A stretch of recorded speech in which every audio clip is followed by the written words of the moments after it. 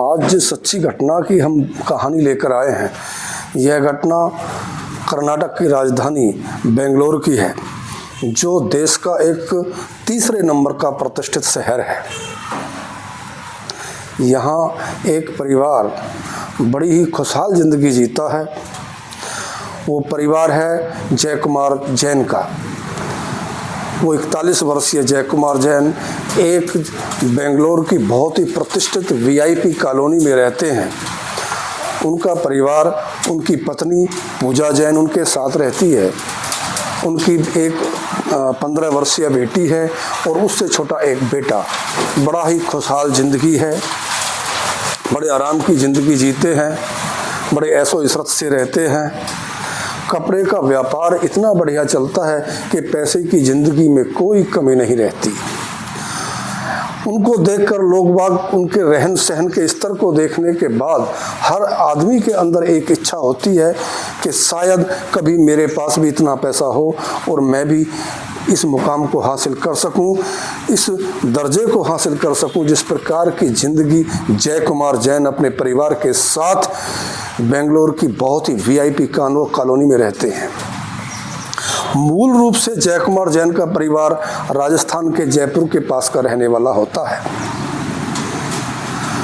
ये परिवार बड़ी खुशी की ज़िंदगी जीता है। कोई इनको देखकर ऐसा नहीं लगता कि कभी इनकी ज़िंदगी में कोई अनहोनी हो सकती है। खुशहाल ज़िंदगी जीते जीते ये आगे ज़िंदगी बढ़ती है। एक रात ऐसी आती है कि इसके परिवार के कुछ सदस्य, यानी कि जय कुमार जैन की पत्नी पूजा जैन और उनके बेटे को किसी शादी के फंक्शन के लिए पांडिचेरी जाना था। ये बात 17 अगस्त की है। 17 अगस्त को उनको पांडिचेरी जाना था। जय कुमार जैन अपनी पत्नी और बेटे को बढ़िया कार से रेलवे स्टेशन तक छोड़कर शाम को वहाँ आते हैं। शाम को वहाँ अपने परिवार को, अपनी पत्नी को और अपने बेटे को ट्रेन में बैठाया, उनको गुड बाय करा। बड़ी खुशी खुशी वो विदाई उनसे ली और विदा करके उनको वापस अपने घर लौट कर आते हैं। जैसे ही वापस आते हैं तो उनकी परिवार में कोई नहीं होता, एक बेटी घर में होती है जो 15 वर्षीय बेटी है, जिसका नाम राशि होता है। राशि एक काल्पनिक नाम रखा गया है। तो राशि और उनके पिता दोनों बड़ी हंसी खुशी से रात काटते हैं। रात को दोनों साथ में बैठकर डिनर करते हैं, बेटी और पिता। रात को जब सोने का समय आता है, बेटी बड़ा गरम गरम बड़ा अच्छा दूध बनाकर अपने पिता को सौंपती है और कहती है, देखो पिताजी, मैं आपके लिए एक बहुत अच्छा स्वाद भोजन दूध बनाकर लेकर आई हूँ, आप दूध पी लीजिए। दोनों हंसी खुशी से दोनों ने दूध पिया और दूध पीने के बाद में दोनों अपने अपने रूम में चले गए और दोनों सो गए। 18 अगस्त की सुबह होती है। 18 अगस्त की सुबह को जब सुबह 7 बजे का समय होता है, 7 बजे के समय पड़ोसियों, कोई टहलने निकलता है, कोई वॉकिंग करता है, कोई कुछ करता है, कोई सामने खड़ा होता है अपने घर पे छतों पर। तो वहाँ जो पड़ोसी थे वो देखते हैं कि जय कुमार जैन के बाथरूम से आग की लपटें दिखाई पड़ रही हैं। उन आग की लपटों को देखकर वो हैरान रह जाते हैं। पड़ोसी जय कुमार जैन के पड़ोसी थाने को फ़ोन करते हैं, फायर ब्रिगेड को फ़ोन करते हैं। जो थाना उनका नज़दीक में होता है वो राजाजीपुरम थाने को फ़ोन करते हैं। राजाजीपुरम थाने की पुलिस भी वहाँ मौके पर पहुँच जाती है और जब पुलिस मौके पर पहुँचती है, फायर ब्रिगेड साथ में पहुंचती है, इतने में उससे पहले उनकी बेटी की चिल्लाने की सुनाई भी देती है पड़ोसियों को। वो भी चिल्लाती है कि मेरे पापा को बचाओ, मेरे पापा को बचाओ। बचाने की आवाज़ सुनकर और पड़ोसी भी पुलिस को फ़ोन करते हैं और फायर ब्रिगेड को फ़ोन करते हैं। मौके पर जब पुलिस को पता चलता है कि बहुत बड़े व्यापारी के घर में ये हादसा हुआ है, उनके बाथरूम से आग की लपटें दिखाई पड़ती हैं। उन आग की लपटों के साथ में उन्होंने फोरेंसिक टीम को भी बुला लिया वहाँ पर पुलिस वालों ने। फॉरेंसिक टीम भी पहुंच जाती है। उस टीम ने वहाँ अपने सबूत जुटाने शुरू कर दिए और वहाँ देखते हैं कि बाथरूम के अंदर जो जय कुमार जैन थे उनकी जली हुई लाश उनको मिलती है। उनकी बेटी से जब वो पुलिस वाले वहाँ पूछते हैं राशि से, तो राशि बताती है कि मेरे पापा बाथरूम में नहाने के लिए गए थे और नहाने जैसे ही गए तो शॉर्ट सर्किट से बाथरूम के अंदर आग लग गई और आग लगने के कारण, झुलसने के कारण उनकी मृत्यु हो गई। इस बात की पुष्टि उसके साथ में एक पड़ोसी लड़का और होता है जो 19 वर्ष का होता है, उसका नाम प्रवीण होता है। वो प्रवीण भी इस बात की पुष्टि करता है कि हाँ जी, हमने काफ़ी बचाने की कोशिश की, काफ़ी चिल्लाए, हम काफ़ी पड़ोसियों को बुलाया, लेकिन हम कुछ नहीं कर सके और उनकी दम घुटने से जलने के कारण उनकी मृत्यु हो गई। पुलिस को महसूस होता है कि वाकई में एक बहुत बड़ा ये हादसा था। उस हादसे को लेकर पुलिस जय कुमार जैन के बॉडी को लेकर चली जाती है और जय कुमार जैन की बॉडी को वो पीएम के लिए भेज देती है, पोस्टमार्टम के लिए। और वो वहाँ रुक जाते हैं सब। तो वो जो जय कुमार जैन के घर में शॉर्ट सर्किट से आग लगी, तो आग लगी क्यों, उसका कारण क्या था? जब वहाँ पड़ोसियों से कुछ पूछताछ से कुछ पता चला तो उन्होंने, किसी ने बताया कि ये जो 15 साल की इनकी बच्ची है, इसका अफेयर किसी पड़ोस के बेटे प्रवीण से है, जो वहाँ उस समय मौजूद था। तो उस प्रवीण और उन दोनों पर शक करते हैं कि शायद इन्होंने ये हादसा किया होगा। पुलिस को शक पड़ जाता है। पहले तो पुलिस शक नहीं करती, पुलिस उसको हादसा ही मान लेती है कि यह हादसा शॉर्ट सर्किट से हो गया, लेकिन पुलिस को शक हो जाता है। पुलिस शक के दायरे में लेकर जांच अपनी शुरू करती है। तो जब जांच आगे बढ़ी और जय कुमार जैन की पोस्टमार्टम की रिपोर्ट पुलिस के सामने आई, तो वो हैरान कर देने वाली थी। जय कुमार जैन की जो पोस्टमार्टम की रिपोर्ट थी, उसमें साफ लिखा था कि जय कुमार जैन की मृत्यु दम घुटने या जलने से पहले ही किसी धारदार हथियार द्वारा की गई थी। जब ये रिपोर्ट पुलिस के सामने आई तो पुलिस का शक और ज़्यादा मजबूत हो गया।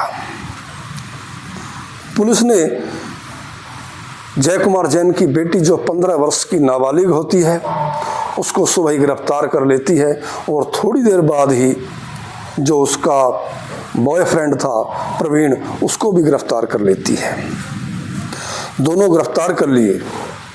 अब दोनों गिरफ्तार तो हो गए, लेकिन ऐसी वजह क्या थी? दोनों के सामने उन्होंने क्यों हत्या की अपने पिता की, क्या वजह थी? तो दोस्तों नमस्कार, आदाब, सत श्री अकाल। मैं राजीव गिल। जैसा आज एक सच्ची घटना हम इस लेकर आए हैं और इस घटना का जिक्र करते हैं, तो यहाँ तक की घटना हम सब ने जानी, लेकिन सबके मन के अंदर एक सवाल पैदा होता है। अब सबके मन में ये सवाल आता है कि आखिर उनकी बेटी राशि के सामने ऐसी क्या मजबूरी थी जो उसने अपने पिता की हत्या कर दी अपने बॉयफ्रेंड के साथ मिलकर। दोस्तों कहानी बड़ी अजीबोगरीब है। कहानी शुरू होती है बचपन से।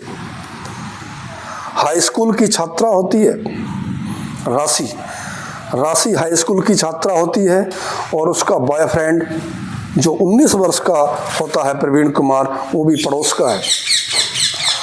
दोनों का मेल मिलाप होता है, जान पहचान होती है और जान पहचान दोस्ती में बदल जाती है। दोनों एक ही स्कूल में पढ़ते हैं, एक स्कूल में पढ़ने के साथ लेकिन दोनों की उम्र में करीब 4 साल का फ़र्क था। दोनों 4 साल के उम्र के डिफरेंस के होने के साथ दोनों में मेल मोहब्बत हो जाती है। मेल मोहब्बत इतनी बढ़ जाती है कि दोनों का मिलना जुलना शुरू हो जाता है। जब मिलना आपस में उनका हुआ तो इस बात का पता उनके पिता को चलता है। राशि के पिता ने अपनी बेटी से राशि से कई बार मना किया कि तू बेटा प्रवीण से ना मिला कर। प्रवीण अपने माता पिता का इकलौता बेटा होता है। उस प्रवीण के पिता की किसी प्राइवेट कंपनी में कोई नौकरी होती है और नौकरी किसी कारणवश छूट जाती है। नौकरी छूटने के बाद वो कंपनी काफ़ी सारा पैसा उस प्रवीण के पिता को देती है और प्रवीण के पिता का जो पैसा था वो प्रवीण के खाते में जमा हो जाता है। प्रवीण के घर का खर्चा सारा उस जो पैसा जमा था उसके ब्याज से चलता है। दोनों की प्रेम कहानी शुरू हो जाती है। प्रेम कहानी के बीच ऐसा क्लाइमैक्स आता है कि वो दोनों फ़ोन पर बातें करने शुरू कर देते हैं। बातें करनी शुरू कर देते हैं तो वो बातों को मना करता है जय कुमार जैन। उनकी बेटी मानती नहीं। उनकी बेटी क्योंकि अभी अभी जवान होनी शुरू हुई है और जवान होने के साथ में वो अपने कायदे, घर के कानून सारे भूल जाती है। वो मना करने के बाद भी उससे मिलना जुलना बंद नहीं करती। जय कुमार जैन ने जब ये देखा कि उनकी बेटी अपनी हद से ज़्यादा बढ़ रही है तो उन्होंने अपनी बेटी से फ़ोन ले लिया। जब वो फ़ोन ले लेते हैं जय कुमार जैन तो उसके पास फ़ोन नहीं रहता तो फ़ोन ना रहने की वजह से उनका मिलना फिर और बात करना बड़ा मुश्किल पड़ जाता है। बात करने के लिए कभी वो शॉपिंग मॉल में जाते हैं, कभी कहीं छुपके से मिलते हैं। इस तरीके से उनका मिलना जुलना शुरू हो गया। तब राशि ने अपने बॉयफ्रेंड प्रवीण से बताया कि मेरे पिता ने आपसे बात करने के लिए की वजह से मेरे से फ़ोन छीन लिया। जब ऐसी बात उसने प्रवीण से बताई तो प्रवीण ने अपने पास से एक नया फ़ोन खरीदकर उस राशि को दे दिया। राशि उस फ़ोन को दुबका कर घर पर ले आई और चुपके से कमरों में भरकर दुबक कर कहीं ना कहीं अपने बॉयफ्रेंड से बात किया करती थी। वो बात करते करते चूँकि चोरी कितनी भी हो कहीं ना कहीं उसका एक्सपोज हो ही जाती है। फिर भी उसके पिता को, जय कुमार जैन को, उसके फ़ोन का पता चल जाता है कि इसके पास दूसरा फ़ोन है और दूसरा फ़ोन उसके बॉयफ्रेंड प्रवीण ने दिया है। उसके पिता ने उसको डांटा, उसकी थोड़ी बहुत पिटाई भी की और करने के बाद में उसका दूसरा फ़ोन भी जय कुमार जैन ने छीन लिया। जय कुमार जैन जब उसका फ़ोन छीन लेते हैं तो इस बात से उनकी बेटी राशि बेहद नाराज़ हो जाती है और नाराज़ होने के बाद उसने अपने बॉयफ्रेंड से ये बताती है कि आखिर हमारे मिलन के बीच का रोड़ा मेरे पिता हैं और किसी प्रकार से भी मेरे पिता को अपने बीच से हटाया जाए। दोनों ऐसी साजिश रचते हैं कि किस प्रकार पिता को हटाया जाए। साजिश रचने के साथ राशि ने क्राइम स्टोरियों को देखना शुरू किया कि क्रिमिनल लोग जो कत्ल करते हैं वो कैसे कैसे किस किस प्रकार कत्ल करते हैं। कोई ऐसी तरकीब अपनाई जाए जिससे ये मामला एक्सपोज ना हो और ये जो हत्या का मामला है इस हत्या को एक हादसे का रूप दिया जाए ताकि लोग बाग ये समझें कि ये हादसा हो गया और हत्या नहीं हुई है। उन्होंने ये इस चीज़ का वो करीब 1 महीने से वो लोग दोनों इंतज़ार कर रहे थे। कोई मौका नहीं मिलता था। योजना तैयार थी लेकिन समय नहीं था, मौका नहीं था। उन्होंने जैसे ही 17 अगस्त का दिन आया और 17 अगस्त के दिन जैसे ही राशि को ये पता चला कि मेरे पिता को, मेरी मम्मी पूजा जैन को और भाई को छोड़ने स्टेशन जाना है और वो किसी काम में, किसी पारिवारिक फंक्शन के लिए पांडिचेरी जा रहे हैं जिसमें आने में समय लगेगा। जैसे ही वो वहाँ गए, वहाँ जाने के बाद और राशि घर पर अकेली होती है। उसका पिता उसको छोड़कर, जय कुमार जैन स्टेशन से उसकी मम्मी को और उसके भाई को छोड़कर आते हैं। आने के बाद वही फिर सिलसिला कि दोनों बड़े प्यार से रहते हैं। बड़े प्यार से अपने पापा को वो डिनर कराती है अपने साथ में बैठकर। डिनर कराने के बाद उनको दूध लेकर आती है और दूध देकर उनको जिस प्रकार उसकी मम्मी उसके पापा को दूध दिया करती थी, उसी अंदाज में वो दूध देती है। दूध पीने के बाद में वो क्या करती है, दूध के अंदर 6 नशे की गोलियां मिलाती है। उनकी बेटी राशि ने अपने पिता के दूध के अंदर नशे की 6 गोलियां मिला दी। 6 गोलियों के नशे में उसके पिता को कोई होश नहीं रहा। जब वो सो गए, उनको खूब हिला डुला कर देखा कि वो पिता सो गए हैं, खूब धकेल कर देखा कि कोई एक्टिविटी नहीं है। तो जब ना होने के बाद में उसने अपने बॉयफ्रेंड प्रवीण को फ़ोन करा कि नशा पूरा हो गया है, आ जाओ, मौका है। जब प्रवीण को फ़ोन करती है तो प्रवीण अपने घर से एक चाकू लेकर आता है और उस चाकू को लेकर वो जय कुमार जैन के घर आ जाता है। जब वो दोनों देखते हैं कि ये पिता का कोई फंक्शन नहीं है, नशे में खूब है, उन्होंने एक चाकू जो वो प्रवीण अपने घर से लेकर आता है और एक चाकू जो राशि में उसके घर में मौजूद था, दोनों ने मिलकर पहले गले पर वार किया और गले पर वार किया, फिर पेट पर वार किया।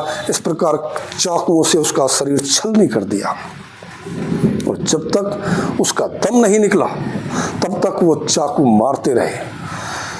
जब देखते हैं कि उसके पिता ठंडे पड़ गए, वो ख़त्म हो गए, तो उन्होंने अपने पिता को, यानी कि जय कुमार जैन जो केवल 41 वर्ष के थे अभी, उनको खींचकर वो बाथरूम के अंदर ले गए। दोनों, राशि और प्रवीण, बाथरूम के अंदर ले जाकर उनको आगे रख देते हैं वहाँ पर। और वहाँ रखने के बाद में चूँकि उन्होंने पहले दोनों ने चाकू से उनकी हत्या की थी, जो वहाँ से खून निकला था, गले से, उनके पेट से खून निकला था, वो खून के धब्बे बेडशीट पर पड़ गए थे, कुछ धब्बे दीवार पर लग गए थे। उन धब्बों के सबूतों को मिटाने के लिए उन्होंने पूरी बेडशीट की बाकायदे पूरा सफाई की, पूरे फर्श को धोया, सफाई की, पूरे दीवार को धोया। धोने के बाद में सुबह होती है, सुबह होते ही वो राशि जाकर पेट्रोल पंप से पेट्रोल खरीद कर लाती है बोतल में और पेट्रोल खरीदकर अपने पिता की, जो जय कुमार जैन होते हैं, उनके पिता की लाश पर वो पेट्रोल छिड़कती है और पेट्रोल छिड़ककर आग लगा देते हैं। आग लगाने के बाद जब आग खूब जोर पकड़ जाती है, जब पड़ोसियों को भी पता चल जाता है कि पड़ोस में आग लग गई है, तो वो बाहर चिल्लाकर भागती है कि देखो देखो, शॉर्ट सर्किट से आग लग गई।